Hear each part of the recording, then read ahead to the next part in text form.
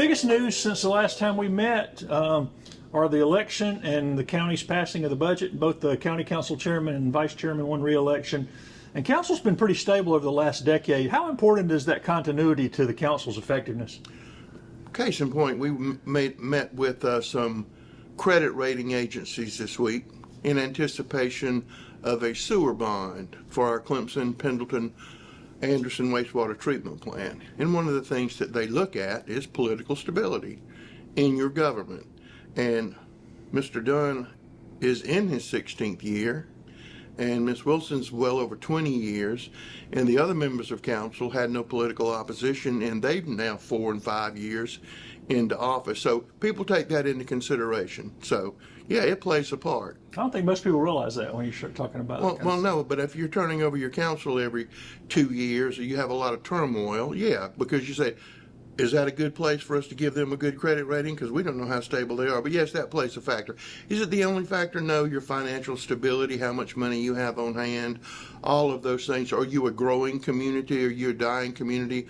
We talked to one of the gentlemen involved, and he said, could you imagine being in one of the Rust Belt areas and you're trying to borrow money and you're saying, well, how many new industries do you have come in? He said, we don't have any. Well, how many do you have leaving? So we're in a pretty enviable situation.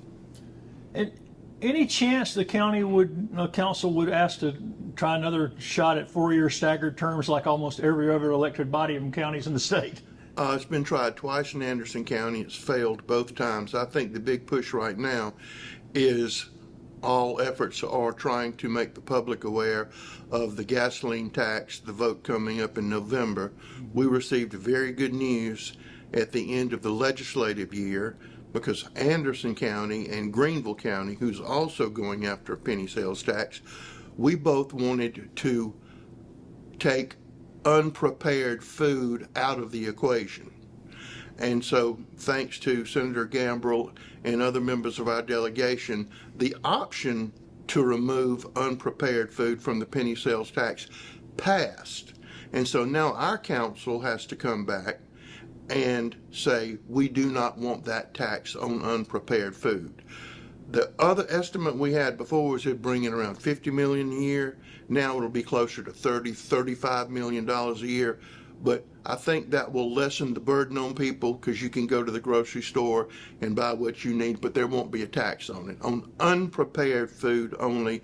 So we think that will make it more palatable. So that will be coming up in the next several meetings, because it will have to be an ordinance. That's what I was going to ask you. Are they going to have to rewrite the referendum now? Not have to rewrite the referendum, but they'll have to put 3 readings for an ordinance to become law, right, stating that unprepared food will not be taxed. And the county is about to begin some education awareness of this. Well, really, the only thing we can do is tell people the facts. Right. Other outside groups have to be the ones to advertise and make people aware. Now, we have informational meetings, and we're providing information now, but it's an either-or situation. As we've discussed before, the council's putting it before the voters. They're going to make the final determination. But information meetings are important. If anybody wants to ask any questions or anything, we'll be happy to answer them. And there are some groups that are going to be doing this. There's some chambers involved. And I'm sure there are groups that are going to be wanting this to happen, and I'm sure there are groups who don't want it to happen will also be organizing.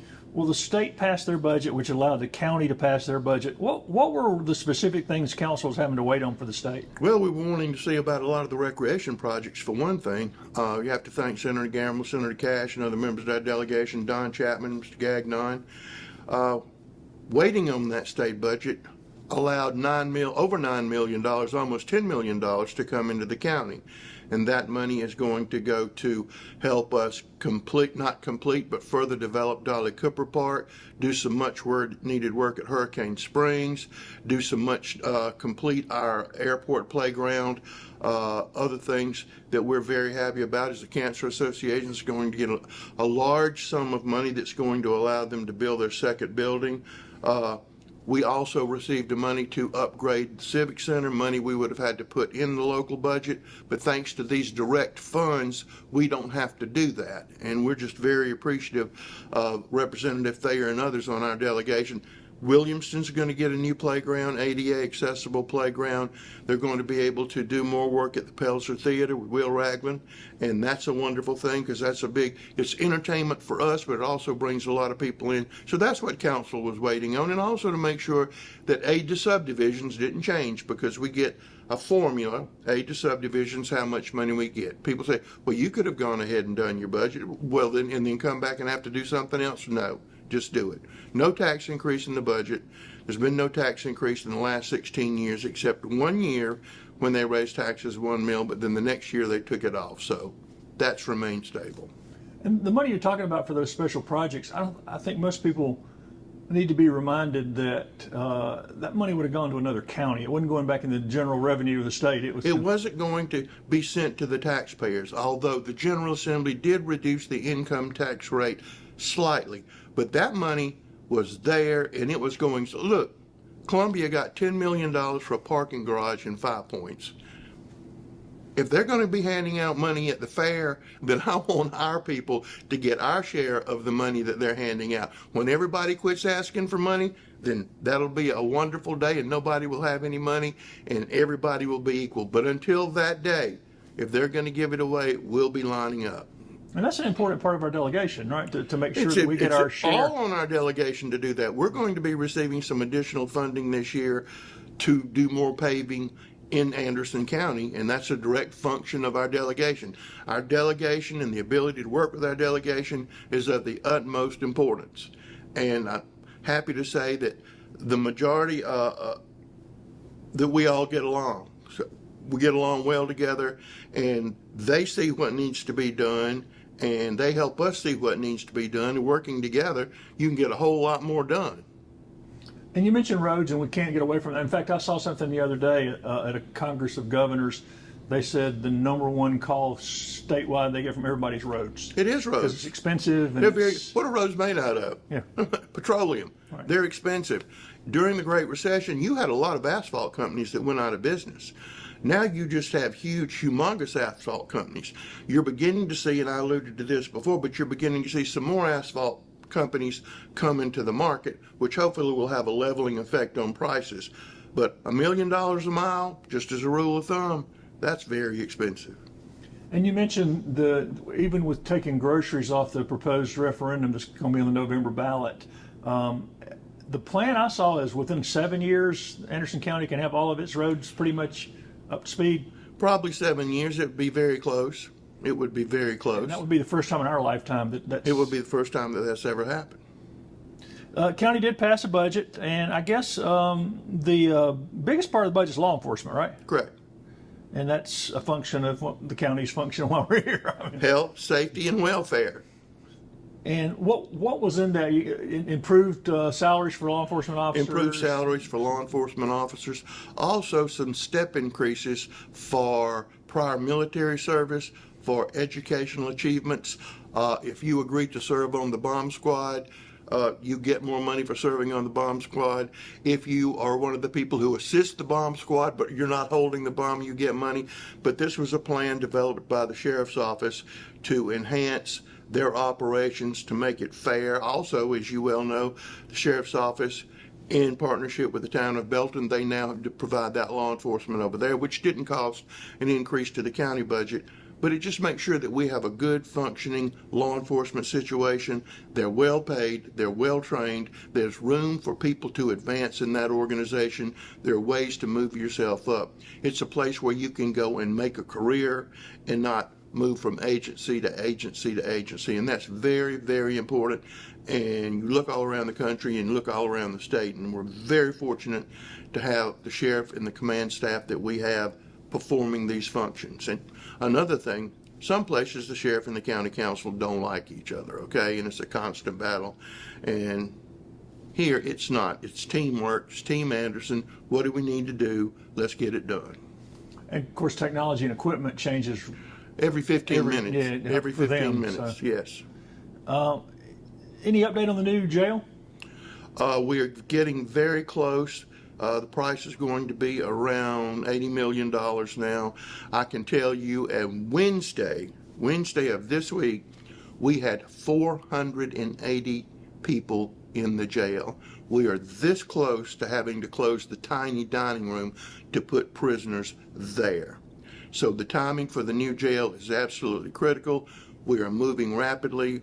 Not this council meeting coming up Tuesday, but next Tuesday we'll be having new things in place to even further speed that process up. Still going to be a 2-year process, but at least we're well on the way. Council's fully united on it, full speed ahead. As fast as it can take place, it's going to take place. So in the meantime, if people would behave a little bit more to give us some... If they would behave more, if they would have more trials, if they would prosecute more people, if they would get people out, it would be a great help. The council also approved, and you mentioned this a minute ago when we were sitting down, the $25 million and up to $25 million in bonds for upgrade to the sewer system, the Anderson, Pendleton, Yes. Clemson line. When will work begin on that? Well, we have to sell the bonds. That's why we're meeting with the credit agencies. We already know what the work is. We already know what we need to do. Pendleton has completed theirs. Clemson's completed theirs. We've completed ours. We have a few more steps, and as soon as the money's in place, with the $10 million grant we got, plus we got another $1.5 million grant from the delegation, and $5 million that's going to go to extra work on the outside, thanks to Senator Lindsey Graham.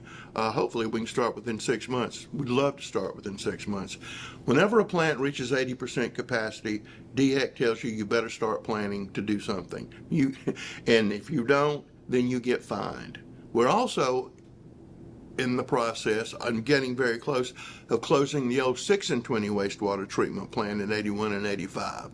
So we're excited about that, and we're excited about the work in Pendleton, Clemson, and that project. So that's where that is right now. And that project will give the county a lot of room for growth. Those A lot of areas. room for growth. Fastest growing area in Anderson County is between Pendleton and Anderson, city of. How about here at the historic courthouse? To the naked eye, it looks pretty good. Any word on when they'll be done with that? Late August, September. We're not rushing them, and as you can imagine on a project like this, It looks good. It looks great, but you see things that you couldn't see. But we're very pleased with our structural engineers. Very pleased with Lloyd Roofing, who's doing the work. They always do jam up work, so it's going well, and nobody's rushing them. Take your time, do it right.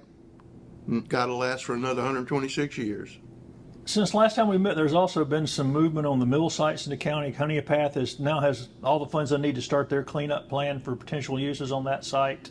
I guess y'all are working together with them? Yes. As a matter of fact, we will be at a meeting at 10 o'clock on Monday morning with the town of Honeypath to start moving this project forward. And the Cheney Brothers Mill site in Pendleton is looking pretty good. I don't know if you've seen what they've done. The construction's underway. They've saved the hardwood floors and the Planning Commission approved the redevelopment plan for the old Equinox Mill site, something we've been working on for some time. We're hoping that it will actually begin to take shape. The rubble will be cleared, and we can put the housing that we desperately need in that area. that is going to be huge for the county and for downtown and everything else. It's going to be wonderful. Since it's been cleared there, what are the next steps before they can actually start clearing rubble down there? Nothing. They can start to clear rubble anytime they want to right now. So that's going to happen soon. We're hoping it's going to happen in the next 2 or 3 months. So before the end of the year, that site might be cleaned up? It might, but I'm not guaranteeing that because it's private and we can't order that to be done. Any other mill site updates that you know about? Of course, the Pendleton Oil Mill is now 5 piles of concrete, so that's almost So there. that one's taken care of, and we're going to be able to help with Shakola Mill and Honeypath. And we've always been of assistance to the old Pelzer Mill sites. We probably are going to get more involved in that. We were very instrumental in getting the cleanup grants, but I think that the county needs to have a bigger role. And we met with some of those people last week to get that done. That's wonderful, beautiful property on the river. We would love to see it developed as an asset to the river, and the river be an asset to the town, which it used to be, needs to be again. Just this week, we got official approval of the additional opioid recovery money. Remind people where that money came from first. That money came from a lawsuit suing the makers of opioids and their distributors and certain other medical associated people. And that money's been placed into a fund. Anderson County was one of the parties to the lawsuit. That money is operated out of Columbia by the state. There's so much money allocated each year to an area. We have been very frugal with ours, but we just had 3 things approved. One, to enhance our work with Favor, a substance abuse group that helps, and their work with ANMED. Then another grant to Favor for more outreach work and to hire more people to help with addiction problems. And then another one to Lovewell, another group that is based on the beautiful and wonderful model that we've had for years with Shalom, and they still do a wonderful, beautiful job. We have opioid money involved with them. We're going to be getting some more money for Shalom for opioid relief. But this is another group, and meeting with various people.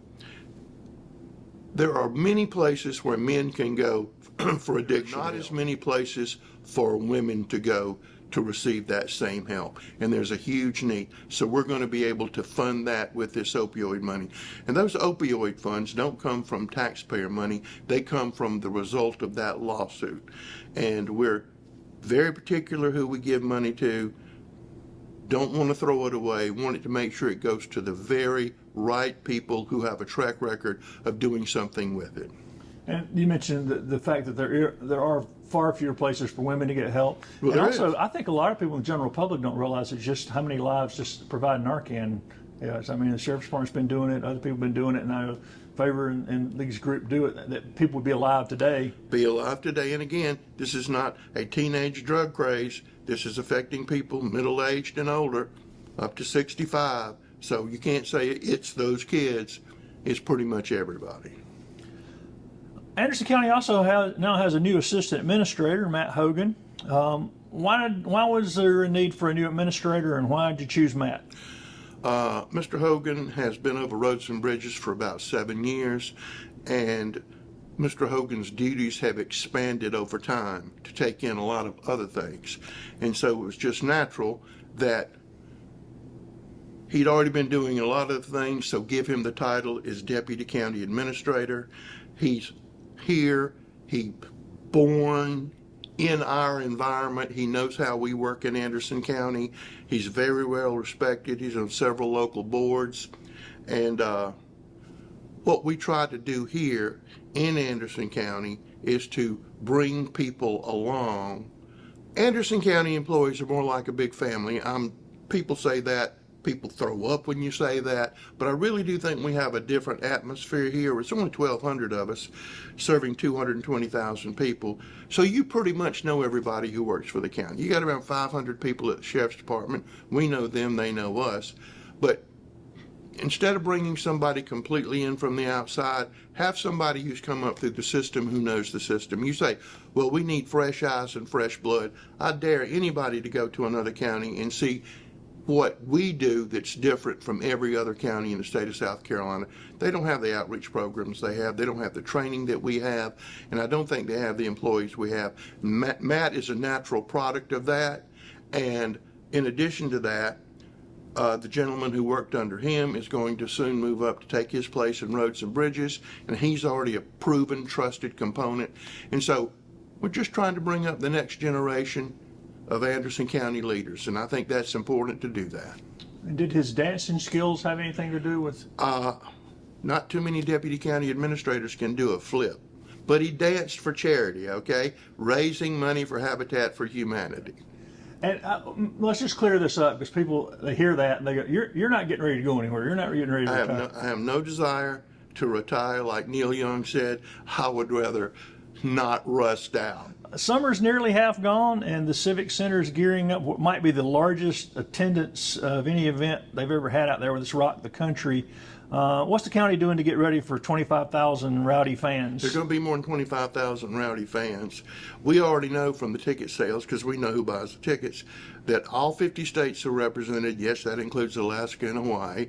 I was told yesterday by a family who lives right there, they're very excited, and they have relatives from Germany that are coming to the concert. This is going to be the largest music festival since George Strait was in Clemson those many years ago. So we're excited about it. Our Sheriff's Department's involved, all of our emergency services involved to make this a wonderful experience. And what you say, well, why are you doing this? How much is the county paying? We're not paying these performers to come here. We're renting the space, and we're going to make sure it's safe. And they're paying the people putting on the concert are paying for these services. So that needs to be clear. But what is it going to do? It's going to pump minimum of $19,100,000 in the Anderson economy. And we think that's very important because that money, I want it to circulate around and around and around and around in the county.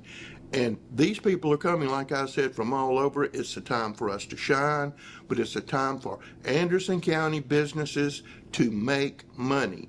And that's a big deal to our council to allow that money to come into our local economy. And we think it's going to be fun. We know there are going to be headaches. We are already working with the people who live nearby to make their situation better.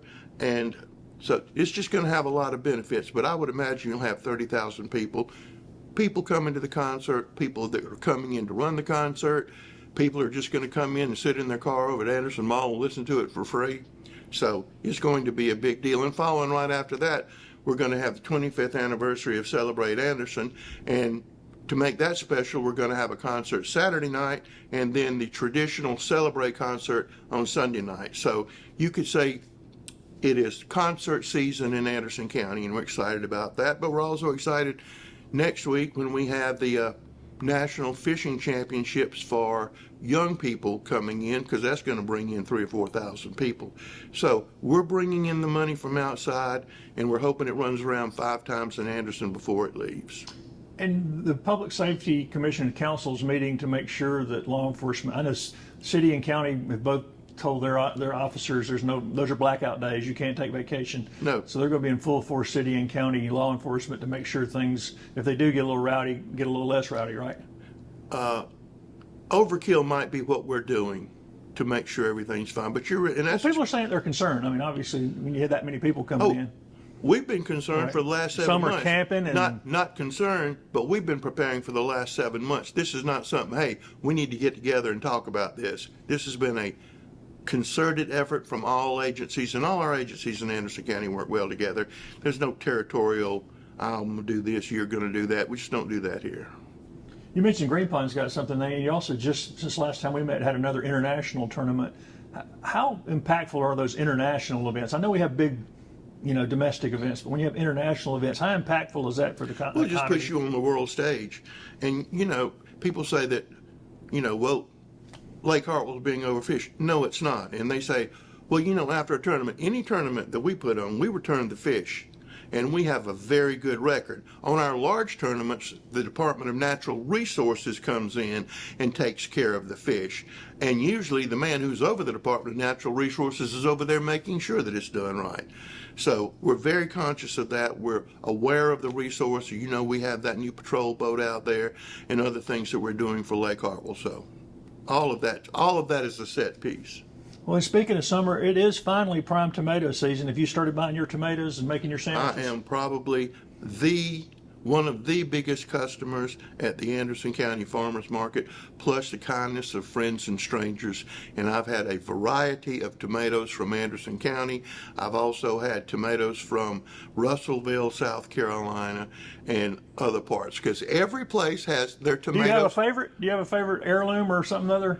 No, I just like a big fat tomato, red. And yes, I've had heirloom tomatoes, but every place that grows them, they taste different. And I like to taste all the different kinds from around the state because the soil's different. You get a tomato from down around Edisto, that tastes different than a tomato from Edgefield, then from Anderson, then from Honea Path, from Pendleton. And I've tried them all and will continue to do so. So as long as you have Duke's mayonnaise, you're okay. As long as I have Duke's mayonnaise, I'm good to go. And my middle daughter doesn't come in the house and steal them all. And I've asked you this before, but the farmers market is doing so well with vendors spilling over all over the parking lot.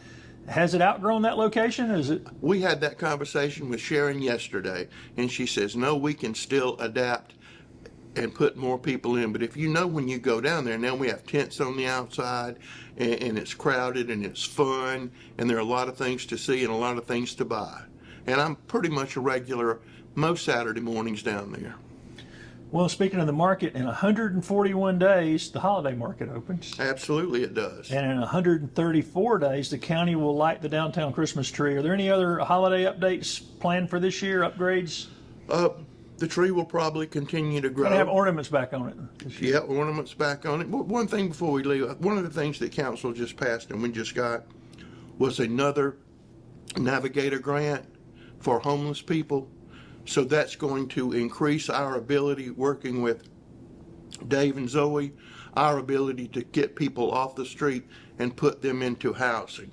It's been successful with the Housing Navigator. This is going to enhance that effort. So we're kind of excited about that. I think that's worthy of talking about. Oh, it's really important. I think last year they put 147 people into housing, which is, people don't think about. And the other thing I think that it highlights, and I've talked to them, is the cooperative effort of our nonprofits and groups here that are working together. Probably you and I have been around forever, but more closely than they ever have in my lifetime. They have. Just case in point, this week, somebody came to me and said there's a lady living in her car. I'm not going to say where. She's been there for 6 days. And so I talked to Dave and Zoe, and they reached out to her. And this lady, 73 years old, and her son, 46 years old, are living in a car. She is neat. The car is immaculate. Everything is perfect. Her son works remotely, and they cannot afford a place to live. So Zoe and Dave are working with her to get her a place to live. And it's going to take 12 months. It can happen fairly rapidly.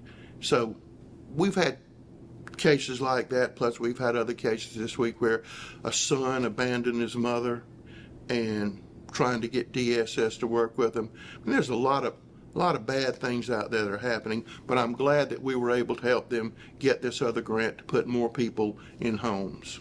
And you were talking about things that... And when you mention Christmas, what I want for Christmas is everybody to have a place to live.